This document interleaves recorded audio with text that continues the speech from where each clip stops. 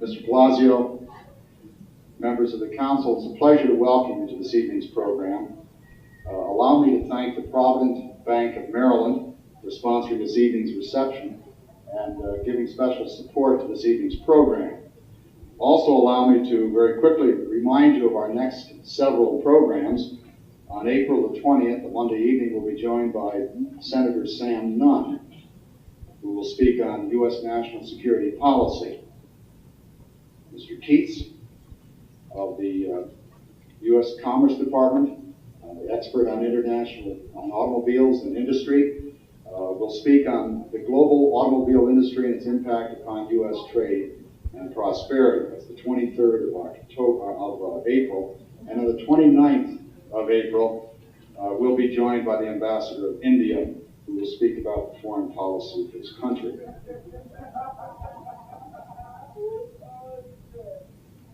I trust that all of you have received our notice that Arturo Cruz will not be with us this evening, but we're extraordinarily fortunate to be joined by Mr. Ernesto, Palazio, who is the Washington representative of the United Nicaraguan Opposition.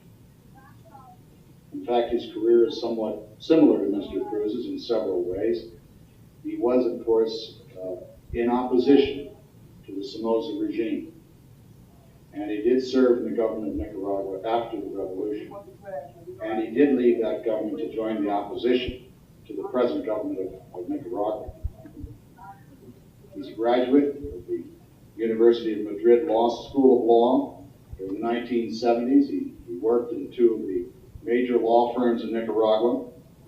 He was very active in 1978 to 79 in the businessmen's opposition to Somoza, and in the organization of those strikes which paralyzed the country and which convinced General Somoza that indeed his base of support had eroded.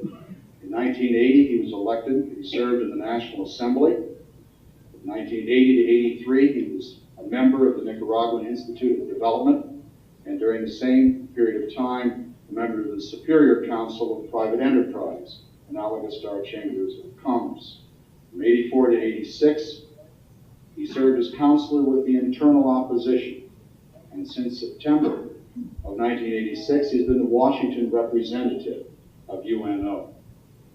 All of you understand very well the complexities and difficulties that the Nicaraguan circumstances create for American foreign policy. We're all interested, I know, in that particular policy area. We're fascinated, I think, by someone who's had the unique career and experience of Mr. Palazio. Gives me an enormous amount of pleasure to introduce the Washington representative of the UNO, Mr. Ernesto Palazio.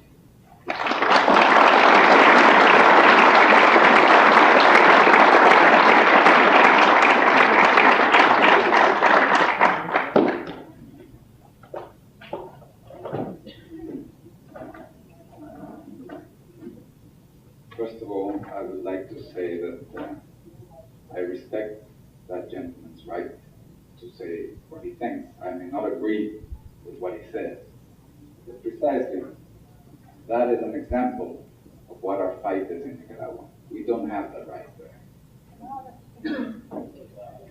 I would like to thank the Baltimore Council on Foreign Affairs, and specifically Dr. Byrd, for inviting me here this evening and giving me the opportunity to address this audience. Can you hear me? No?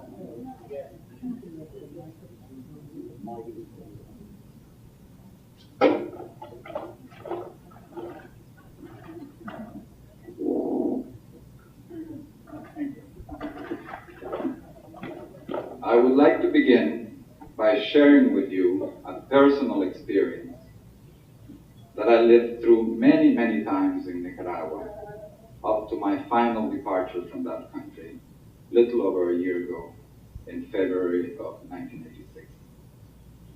This experience was shared, I'm sure, by many thousands of democratic Nicaraguans.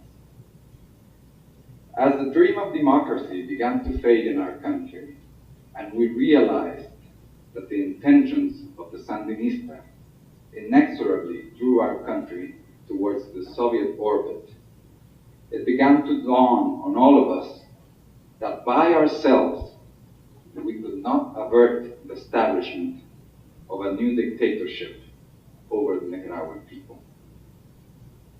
As we saw the signs of growing Soviet support with the Sandinistas, signs that became more tangible every day, more inescapable, it became increasingly clear that we would have to have the support of our democratic friends beyond our borders.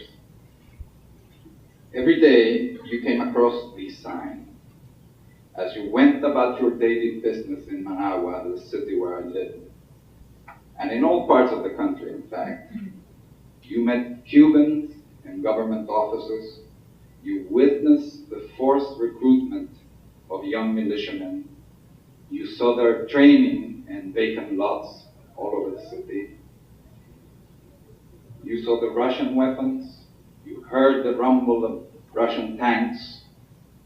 You saw the helicopters go by. On any given day, if you went to the airport, you could see hundreds of Nicaraguan youths boarding Soviet aircraft destined to Cuba and the East Bloc countries for training. The solidarity groups came and went constantly. East Bloc country missions were a permanent fixture in the Nicaraguan landscape. And so on and so on. In the evenings, in order to learn what was going on in this democracy, how our obvious ally viewed the events going on in Nicaragua, you must remember that information which could not normally be obtained through the media in my country, where a systematic censorship of the press was being established, was not a good way to get information. So we used to go home and turn on our radios to listen to the broadcast, the Spanish broadcast of the Voice of America. A situation which to us seemed clear enough was transformed through the reports of the Voice of America into an interminable debate, an endless academic exercise whose features to us seem unrecognizable. They bore little relationship to the harsh realities that we were living in our country. In fact, I was reminded of the Byzantines with the Turks at the gates of Constantinople. There was a raging debate going on within the walls as to the correct gender of the angels. We heard of endless debates going on in Congress between those supporting and those opposing aid. This was so in 1980, when economic aid to the Sandinista government was approved by a minimal margin. The debate carried on in 1982 and 1983. This time, it was about covert aid, whether to cut it off or not to cut it off, until finally it was cut off in 1984. The cutoff of aid created confusion among Nicaraguan Democrats because, in fact, it showed to us that our democratic allies were not at all convinced of supporting our cause.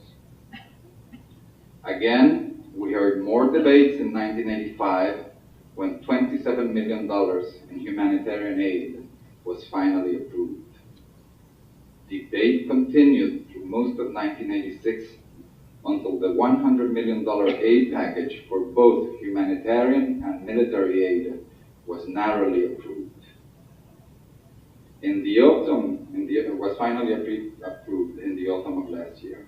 As you well know, there was a new debate in the last few weeks.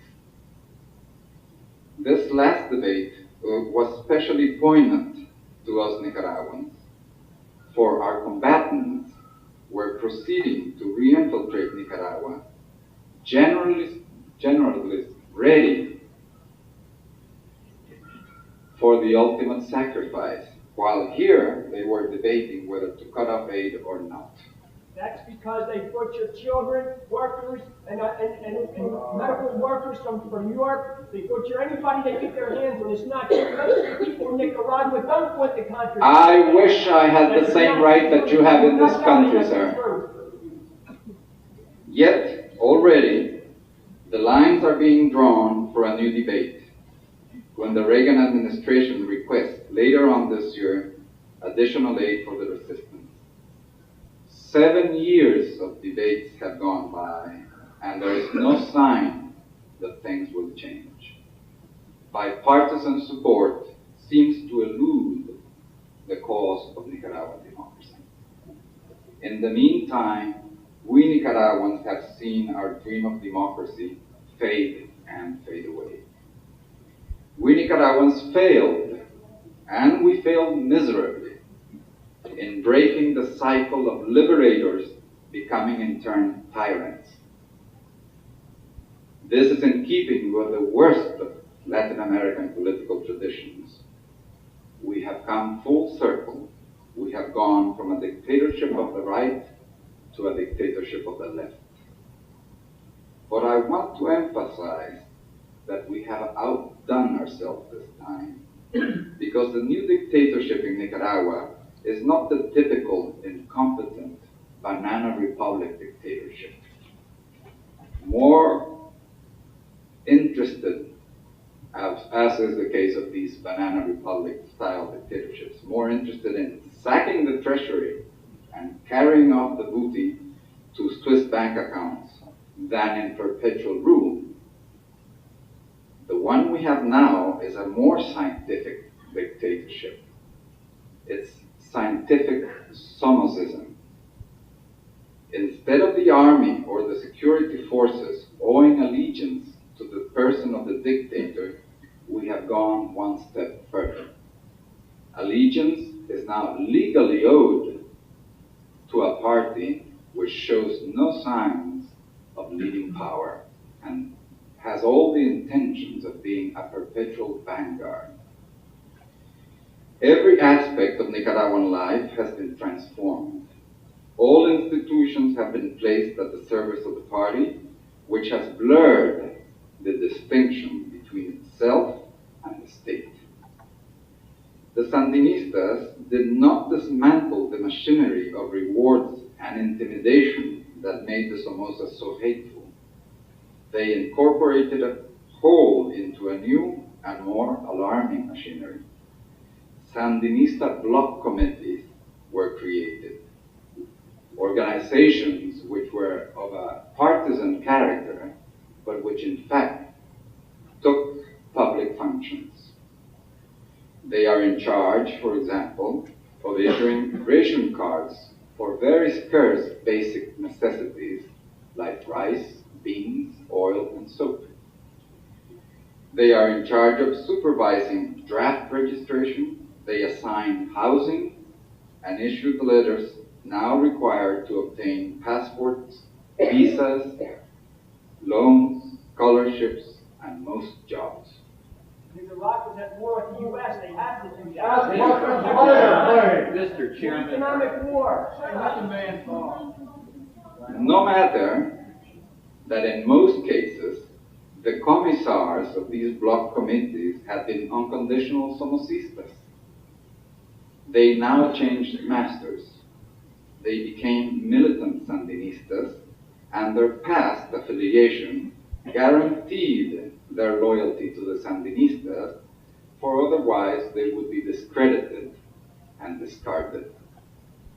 These committees are the eyes and ears of the revolution, as Tomás Borges, the Interior Ministry, and the man in charge of the security apparatus has very aptly named them.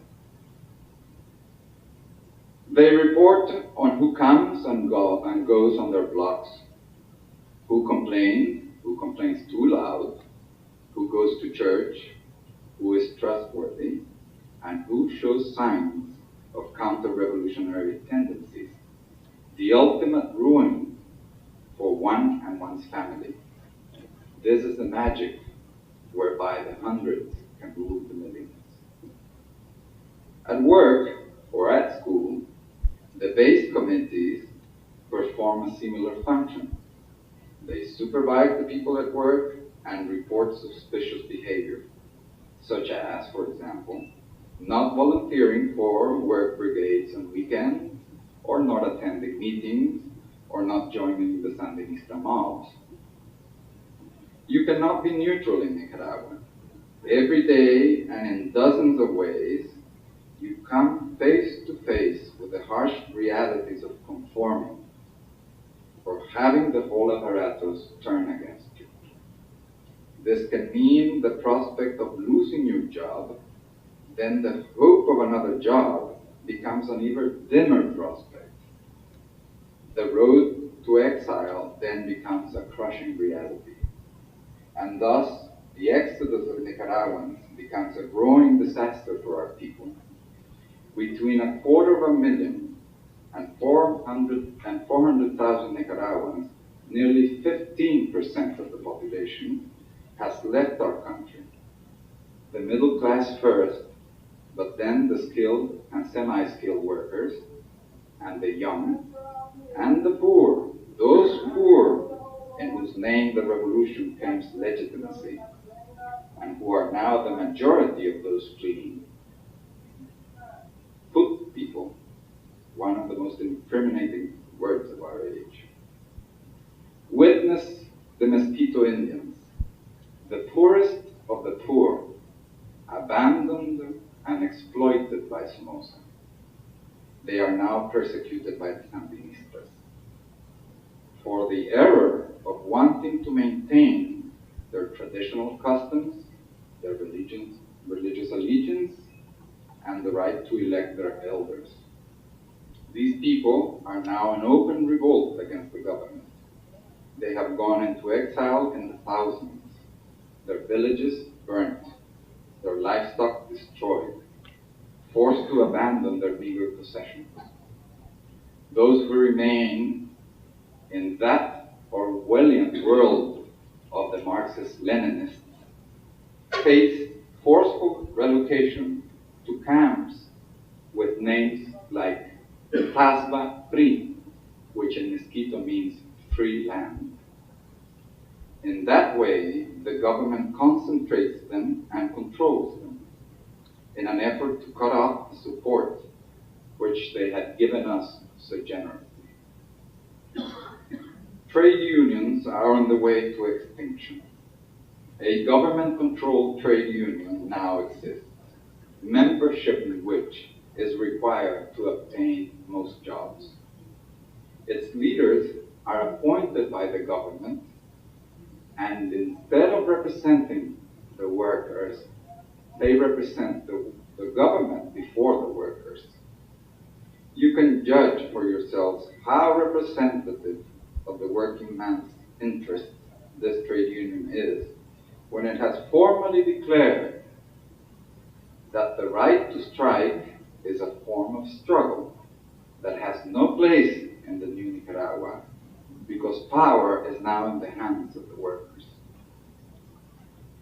Other institutions have met similar fates: political parties, private enterprise groups, trade associations, and independent human rights groups. Even the Catholic Church is under constant attack, undermined and harassed and under siege in 1,000 different ways by the state. If the Sandinistas can accelerate the natural death of these institutions, they will do so, free of the stigma of being responsible for the outright banning. The free press has ceased to exist with the permanent closure of La Prensa. Even though they censored it systematically, the Sandinistas could no longer tolerate even a domesticated La Prensa, and on and on and on. In Nicaragua now, there is room only for the Sandinistas. Yet, the debate goes on in this country. The U.S. to us has proved to be an uncertain ally, an ally bogged down as Marxist theoreticians are fond of pointing out, by its own internal contradictions, a complex society unable to keep to a steady policy over the long run. Internal political considerations shift constantly, and all this is happening while the tragedy continues in Nicaragua.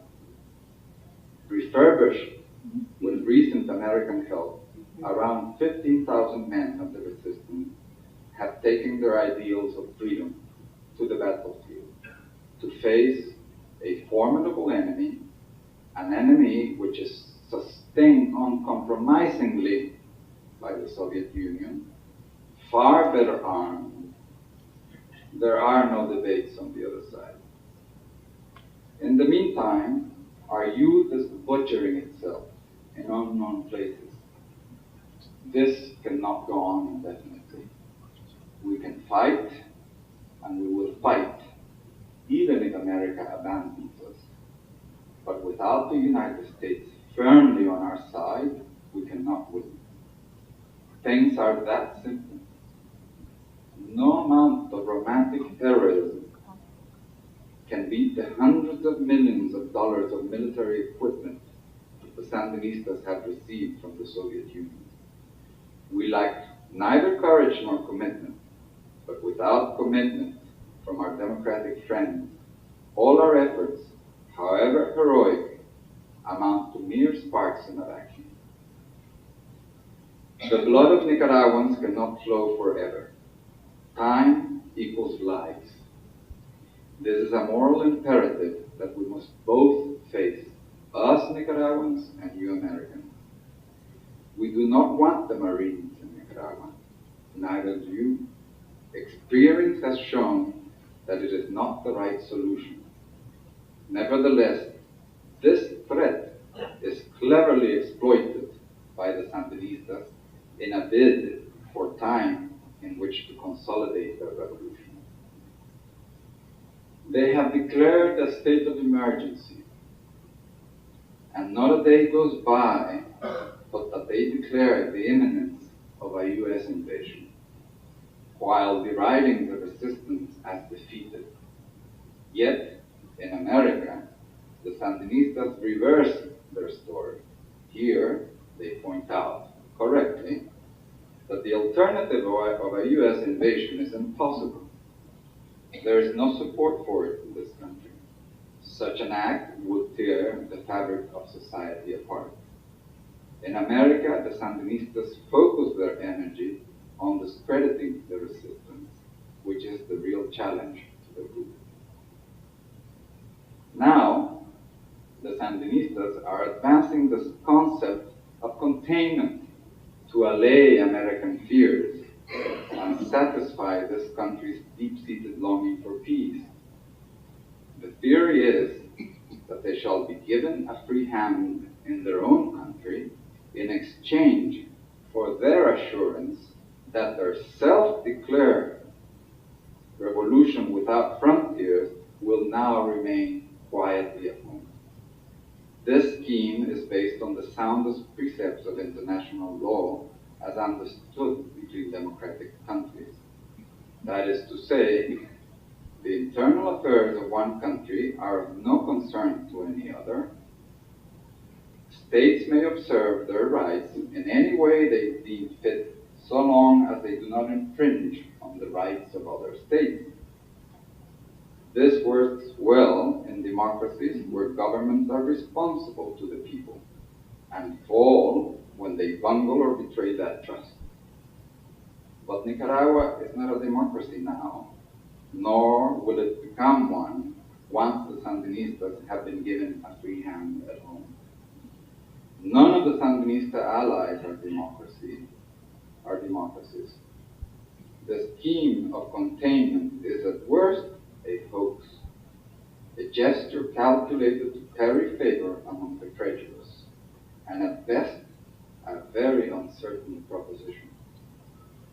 But containment at the cost of abandoning democracy in Nicaragua is something which will never work, nor will we ever accept it.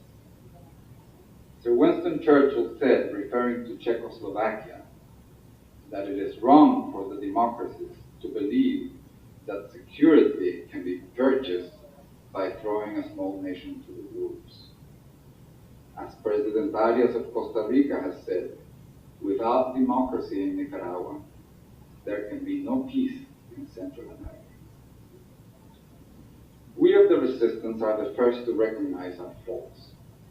We look at ourselves constantly, even to the breaking point. No other movement such as ours has ever sustained such intensive public scrutiny or invited it as we do. We believe it is our duty to strive to improve our democratic credentials, but by the same token, we believe just as firmly that it is the duty of our democratic friends to help us build a better resistance. There is no doubt in my mind that the Sandinistas are utterly discredited in Nicaragua. They rule by the sheer weight of the repressive apparatus. The magic, as I have said, whereby 100 men can rule a million. The largest obstacle which we must overcome is the apathy of the people. Faced with the reality of the Soviet support for the Sandinistas, there's a deep feeling in Nicaragua that the resistance cannot win until it has a meaningful and sustained support from the United States, which is commensurate with the support given to the Sandinistas by their Soviet allies. We have long called for your open and forthright support as friends and as allies. We are not fighting your war for you. The day that our boys in the field say, I am fighting for an American security, rather that I am fighting for Nicaraguan freedom, is the day on which I lead this struggle. But our fight is essential for your security. This fight is our fight, but as a democratic society, you have a deep interest in its outcome. The people of Nicaragua have shown their support for us in numerous ways. They have been willing to lay down their lives for freedom. It is now up to you to show your commitment to democracy by giving us the tools to carry out our struggle to a successful conclusion. Thank you.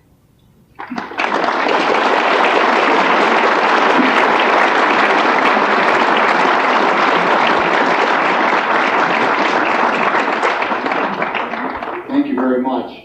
Our guest has agreed to answer questions until 10 minutes after 7. Because of our late start, if it's all right with our guest, we'll go on for a few minutes beyond that. As is our usual policy, I'll recognize the questioners, and if you have a question from the floor, I will repeat it. If you prefer to go to a microphone in the rear of the room, you may do that. Yes, on the far left. We all agree that you want democracy in your country. We all agree with that. But it's the means by which our country is giving us, that most disagree. Is there such a thing as establishing a democracy in Nicaragua by working more with the front door group and working more with diplomacy, working more with culture rather than choice? The question is the diplomatic alternative to the problem in Nicaragua preferable to a military or I have combined solution? absolutely no qualms with that situation. We follow a two-track policy, a political line and a military line. We would prefer, by all means, to have a diplomatic solution to the problem of Nicaragua. But we feel that unless we apply military pressure, the Sandinistas will not negotiate in a sincere way. I would also like to add that bipartisan support, even for negotiations, it's very important, because what incentive will there be for the Sandinistas to negotiate if military aid is cut off before sitting down to negotiations? And what incentive will there be if they feel that they can lobby in Washington and have military aid cut off without really coming to any meaningful negotiations? But I agree with you. The best way out is a political solution.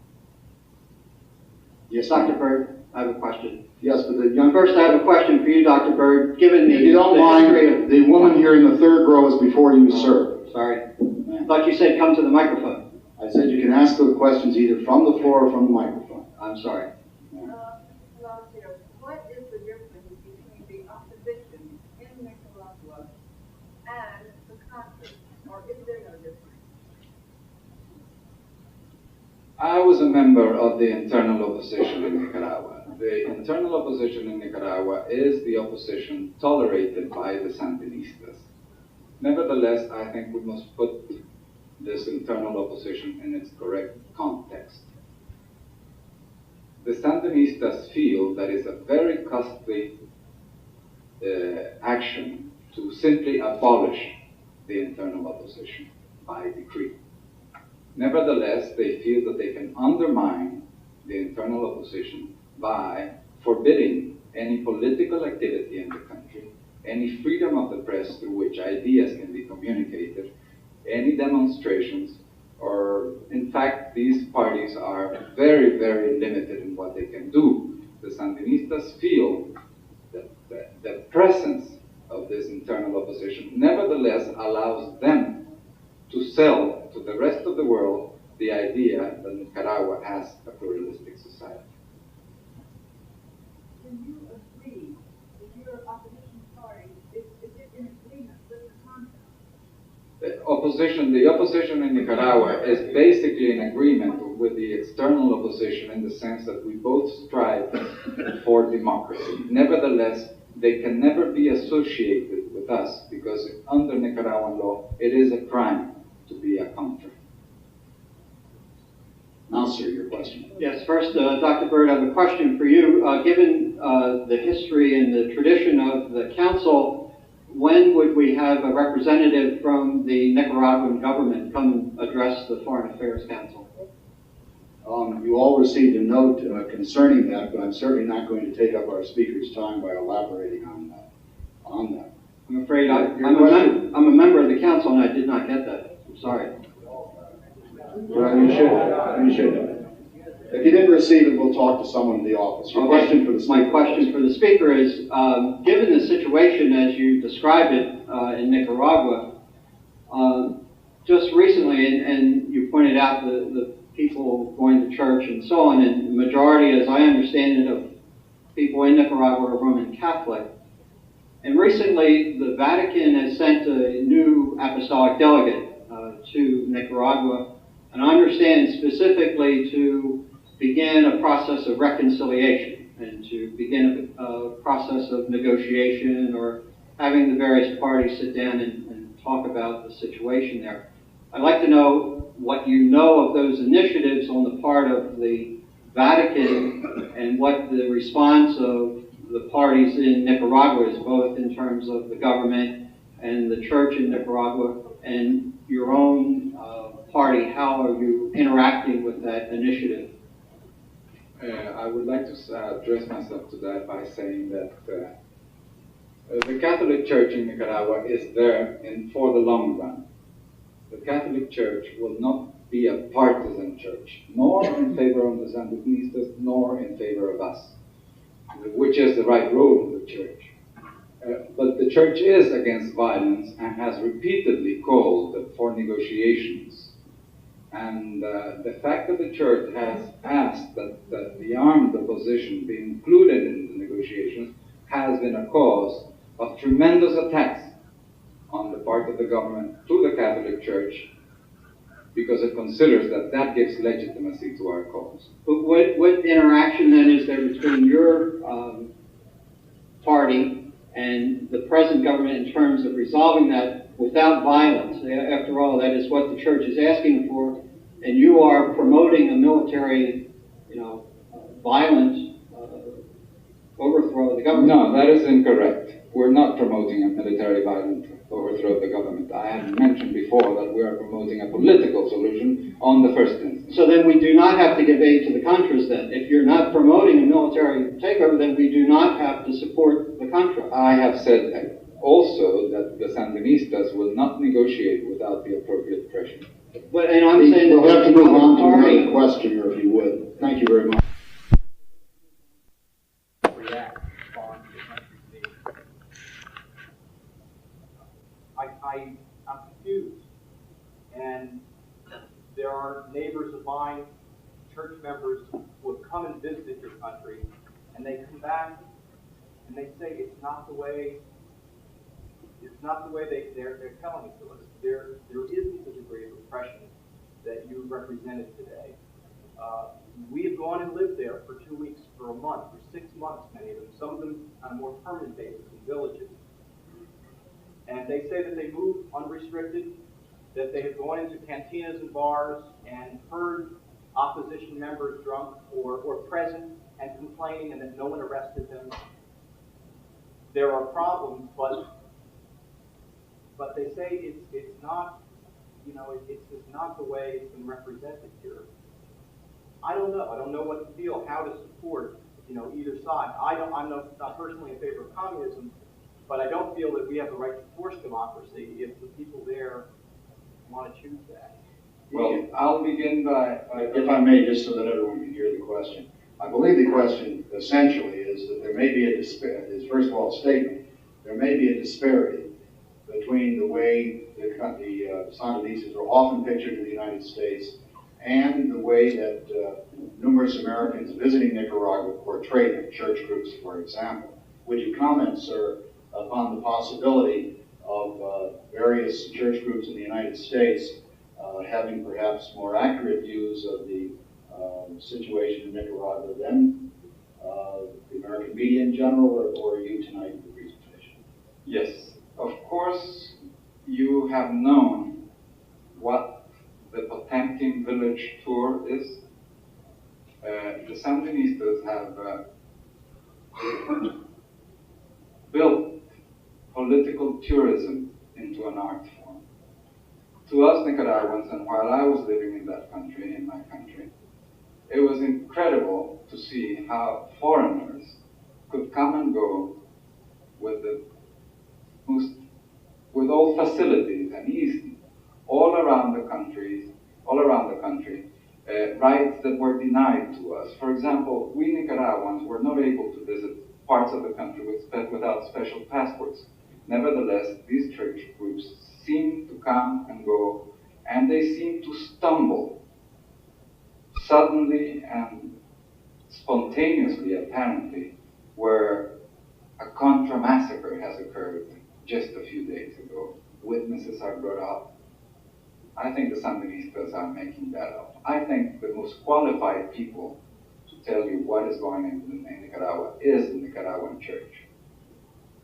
At the microphone. Yes. You just on in, I think the church may be divided in Nicaragua as opposed to the church against the government. I think there are two different representations of the church in terms of the hierarchy and the base. But I think tonight you're speaking to a fairly well-informed group who read a lot. Many of us have been to Central America. We know that most of the Contra commanders are ex-Somocistas. We know that there's been the targets of Contra activity have been teachers, doctors, agronomists, healthcare workers who work with the Sandinista government. We know that they're not only killed, but I have books of testimony of the torture. If we all know that, it would be helpful if you got on to the question, please. Okay, my question, but I do want to say that I also have been with an ecumenical group, and I speak Spanish, and I went around freely. I lived with a family where 3 of their children were taken by Contras. Their eyes were gouged out and skin peeled from their legs. And this, I think it's more than, it's the rule and not the exception. I guess the question, it pains me. It pains me that my government is involved in this kind of activity. My question is, how do you justify breaking international law to overthrow a government that was democratically elected by hundreds of international observers, witnessed the election, said it was exemplary by Latin American standards, said it was a fair election. How do you justify that action? I met a lot of people who were critical of the Sandinista government. No one spoke in favor of the Contras. And so, what's justification or the sin of the Sandinista? The question I think you asked is how does one justify a seeming violation of international law, the overthrow of what was a legitimately elected government? Yes. First of all, I would like to address several points that you've raised. As you well know, we are a people in revolt against an oppressive government. And therefore, we're not going to be so stupid as to go around killing children, gouging their eyes, and so on and so forth. Because that precisely would take away the base of our support. If our fighters can move all around Nicaragua with the support of the population, because let me make this clear, we're not talking here about a guerrilla which is facing what I mentioned before, an incompetent banana republic dictatorship. We're facing a Marxist-Leninist government which has 10,000 Cuban advisors whom you will know are not there to teach civil liberties, East German advisors in charge of the security forces. So therefore, we're not going to go around committing atrocities for the sake of committing atrocities. It would be absurd. We do know, nevertheless, that the Sandinistas realize that the human rights issue is a very potent political issue in this society, where they are trying to wage a political battle in Washington to have a cut-off. Therefore, they have used the tactic of shielding their military installations with civilians, which is the practice that the government does. They put civilians in military convoys looking for precisely the sort of thing that you are saying. We have proof of defectors from the Interior Ministry of Nicaragua, where they have established special brigades to visit the place that has been attacked by the Contras, and they cut up bodies and that sort of thing. They don't allow anyone in until they have proceeded to do their job. Then they bring the press in. But curiously enough, just last week, there was an article by Julia Preston in the Washington Post about a Contra atrocity. Apparently, the government of Managua gathered the international press corps because there had been an atrocity committed in a workers' camp. The press went there, and they began to talk with the survivors. And it turned out to be that they were wearing military uniforms, that they were armed, and that they were being exposed to a war zone on purpose for just the sort of trap that goodwill people fall into. It's Amnesty International and America's Watch. It's not my word. It's other respected organizations that run counter. We have a very limited amount of time. For every report that you can show me about Contra atrocities, I can show you 10 of Sandinista atrocities. And my young lady, let me express my opinion on this. Never in the history of Nicaragua have there been so many prisoners, have so many rights been taken away from the population. And remember, when the Sandinista revolution took over the country, they had 3,000 fighters after 18 years of fighting. We have 20,000 after 7 years, and we are a country of only 2.5 million inhabitants. So that's nearly 1% of the population who have decided to take up arms. The equivalent in this country would be, what, 2.5 million people in arms against the government? If that is not popular support, I don't know what is. Well, $1 million. The next question has to be here on the right, ma'am. Yes, sir. The United States government has taken very clear positions against terrorism. And yet the so-called atrocities that we have just heard are well documented. In addition to that, we also well documented is the fact that the Contras are an outgrowth of Somoza's hooligans. And yet at the same time, it's the Sandinista regime who has gone to the World Court, has gone through all of the legal processes worldwide of the World Court, the United Nations, trying to get the situation in Nicaragua resolved. If the people of Nicaragua do not support the Sandinista regime, then clearly they support your movement. So what are we doing down there? We who are our American government who is opposed to so-called terrorist activity. Well, let me explain to you. As I said before, the people living in Nicaragua see every day the commitment, the support, the arms that the Russians give to the Sandinistas. They know that we cannot win unless we have the equivalent support. The Sandinistas are being supported by a superpower. They get state-of-the-art weapons. But if the people have the will, they will overcome. My friend, I do not know of one Marxist-Leninist government which has been overturned. You cannot deny that the people of Poland and the Solidarity movement or the Hungarians didn't have popular support. They didn't overcome. Next question is at the microphone. Good evening. I would like to comment on your military efficiency of the Contras that you represent. It's a very interesting fact that $100 million was budgeted to them by this government, and at least $20 to $30 million have made the way to them and around illegal sources. And it seems to me, as a former lieutenant, that it's an amazing accomplishment to get 15,000 men to carry $130 million worth of equipment. Yes, I think your question has not been properly asked in the following sense. It wasn't until October of 1986, after many legislative maneuvers on the part of the people who opposed aid in Congress, that the bill was finally signed by President Reagan. As you well know, the fact that the bill was signed didn't mean that the military hardware was there the next day. It took quite a few months to get all kinds of military hardware, because it's not just a question of sending guns. You have to send boots and canteens and this, and perhaps a plane would arrive full of canteens. And what could we do with canteens and without boots and without bullets?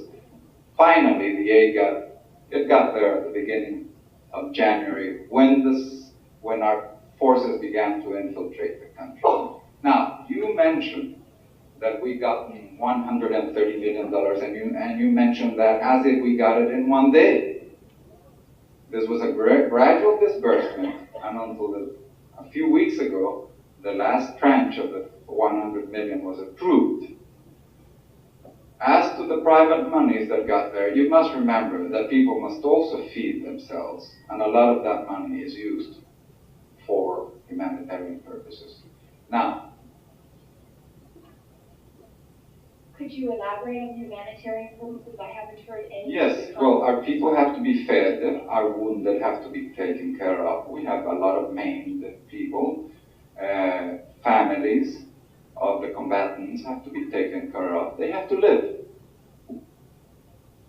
That is humanitarian. I'm sorry? 15,000 and 130 million? No, 20,000 combatants. You can assume that perhaps I would say that the average number per family in Nicaragua is a bit higher than in this country, which is usually 4, perhaps. I don't know if I got the right figure. But anyway, our families tend to be larger than that. In underdeveloped countries, families tend to be larger if they don't have the sophistication of birth control methods that you have in this country. And so you're talking what, 20,000 by 6? It was 15,000. 120,000 people? How long, how much do you think it takes to We're going to have to go to the next question for me. Yes, sir. Could you review for us who the major figures? I'm sorry? Could you review who the major figures are in the opposition, what they stand for, and the likelihood of being able to get them all together? The question was, would you review quickly the major figures in the opposition, what they stand for, and the likelihood of getting them together? We are a very ample group. We have people from the left and from the right. 40% of our forces are ex-Sandinistas. 5% of our forces are ex-Somocistas. We are a movement of reconciliation. We cannot exclude anyone who has not committed crimes. Even you yourselves went to Nuremberg, and I think it was only a very few people who were condemned. You didn't condemn the whole of the German army or the SS. You tried to pinpoint who committed crimes.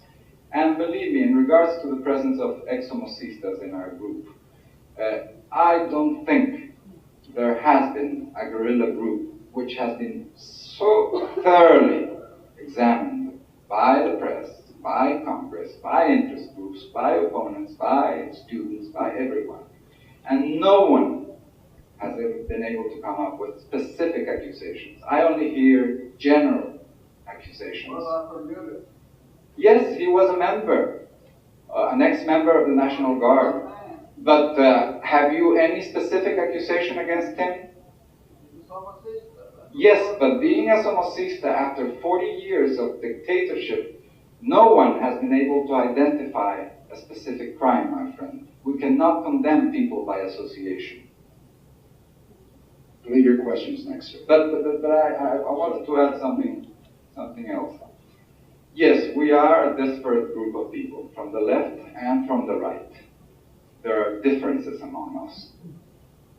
Sometimes these differences discourage us.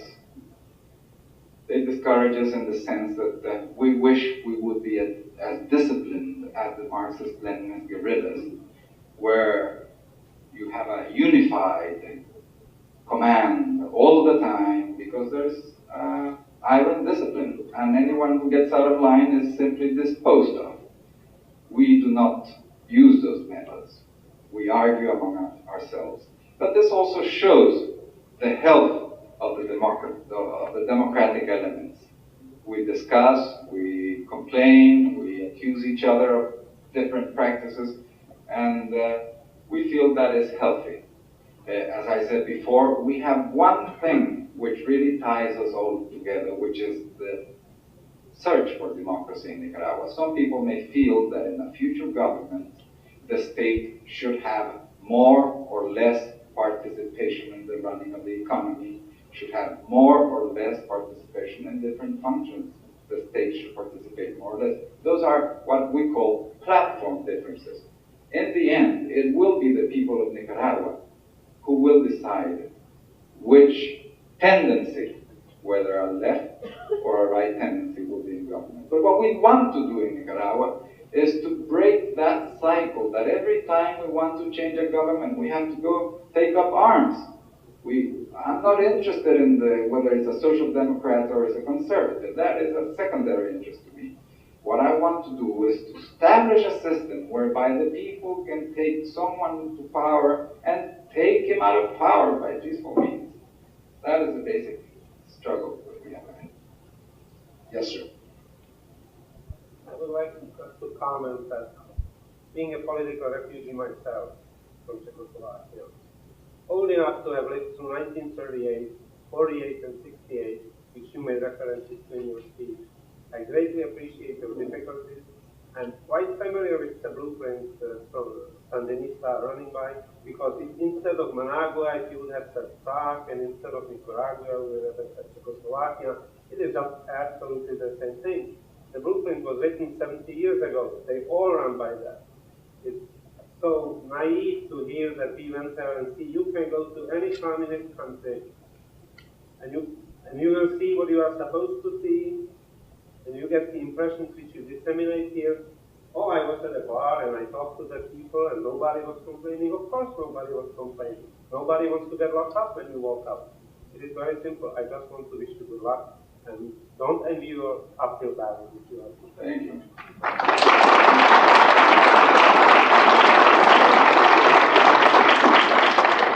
Yes, sir. The gist of that be repeated, you didn't hear all. The gist of it was the gentleman is a political refugee from Czechoslovakia, and the word Prague might be substituted for Nicaragua, and the story would be the same. Yes, sir.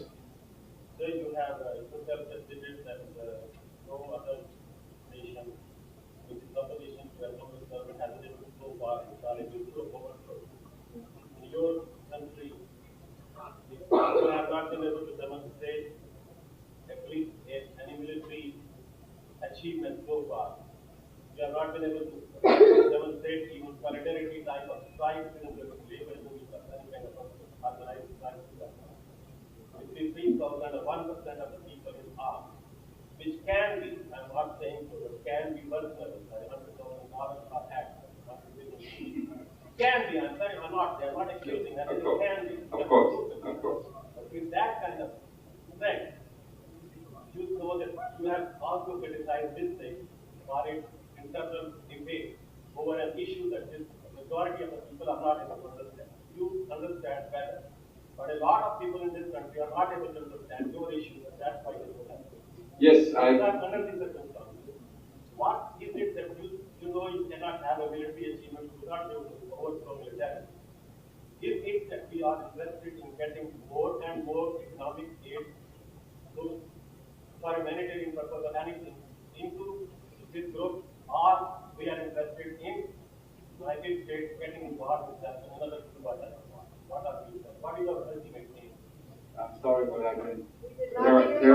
There were a couple of questions. One was, can you give any evidence of contra military, political, or social success? And the second question was, if you do not anticipate a military victory, what then is your ultimate aim? But we do think that we can win militarily. It may seem very difficult to you at this moment, but let me explain how we see that. We believe that up to now, too much emphasis has been paid to the military aspect. We feel that we must first win the political war. If we manage to get a consensus, a solid consensus in Congress, we do have a consensus, but it's a slim consensus. If we manage to get our political war behind us, if we end all possibilities of a negotiated solution by showing to the world that the intransigents are the Sandinistas, I think we then will have the military support. We're running over time, as you know. There have been several people who have been diligently putting their hands up. And let me, with an apology to everyone, call upon those several people whose hands have been up the longest and beg your indulgence for the length of the meeting. First of all, at the microphone, the gentleman. Secondly, the gentleman on the far side. Thirdly, the woman standing up in the rear of the room. And I believe those are the three. And Lane Burke is, oh no. Lane, I'm sorry, but you were one of those four. So you'll have the last question. And Lane, I apologize. Sir, with the microphone. Thank you very much. Mr. Ernesto, the American people, and indeed American government, are very sympathetic to many people in the world that are crying for freedom. But at least to my part, I am becoming convinced that some vicious third world power-hungry tyrants are misusing, or in fact putting that particular urge to a test by crying communism in order to sustain their evil wishes. An example is... We've only got a very little time, and I apologize for interrupting, but if you could ask the question quickly, that would help. Thank you. Well, my question is, given this structural machinery of the conquest and the recent allegations of bedeviled hostilities and vicious acts to the Nicaraguan people, how can you assure your sympathizers that the conquest government will not be as that of the Somoza regime, or in fact the Idi Amin of Africa? Well, my friend, I would first like to say that the ones who have declared themselves Marxist-Leninists are the Sandinistas themselves. So that is that. In regards to your worries, I think that the Nicaraguan people have learned what is a dictatorship.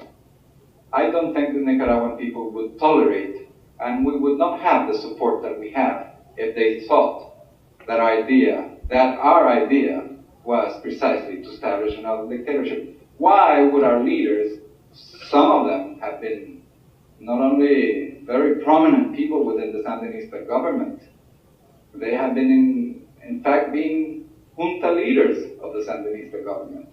If those people were just power-hungry people, why would they have chosen the road to exile and the following of this difficult course? They might have just as well have stayed in Nicaragua. I think they are people of conscience. Palazio, how do you intend to win a political war in a country that is accustomed to not democracy when you are not in power? Question, my friend, in this we must follow the example of the Sandinistas. The Sandinistas did not defeat militarily the Somoza Guard. The Sandinistas were able to win the sympathies of the world by showing the kind of regime that we had in Nicaragua. The last hope of the Somoza government was an Israeli ship that was coming with ammunition to Nicaragua. And through political activity, they managed to have that ship turned back. And that's how the Guard collapsed. So But this talks about whether the dictatorship followed by another dictatorship, is the people still basically not a democracy? yes, there's no Get a democracy out of a dictatorship. Well, of a dictatorship is that the people do not have the power themselves, but rather recognize somebody else as having the power. How do you change that attitude that creates dictatorships? Well, I think I'm not sure I'm catching well the gist of the question. The question, I think, sir, is one, it rests upon the premise that the Nicaraguan people have not been prepared for democracy. And if that's true, how can you transform that population into a democratic state as a substitute for the present totalitarian regime? Yes, I agree with you. It's a hard job. Nevertheless, there are historical examples. The Spanish people, after 45 years of Franco dictatorship, have now become one of the model democracies of this world. I think the cost in human terms. At the same time, the Spanish government is opposed to what the U.S. is doing in Central America. Sir, we only have time for a couple of questions. If you please let the people who have those questions ask them, we'd appreciate it. Yes, ma'am, you're next. I think many of us here would very much like to understand the interrelationships of various groups in your country and in our country. I have long been opposed to the country, most particularly since I read United States CIA manual. I can't believe that anybody with a sense of justice could be for the circulation of such a manual, or for anybody who had anything to do with those supporting it. At the beginning of your question and answer period, I was under the impression that you were United Nicaraguan, Opposition. Yes. On the inside, whereas the Contras were on the outside. But as the evening has progressed, I have concluded that you and the Contras are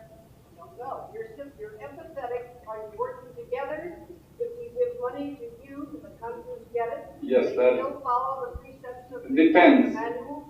Depends. Well, let me say something to that. We hope to learn democratic ways in this country. So if the CIA prepares a manual like that, you should be very angry with the CIA, as we are ourselves, not with the Contras. I mean, that is your organization, the CIA. We did not choose to work with them. Your Congress passed laws designating that agency to work with us.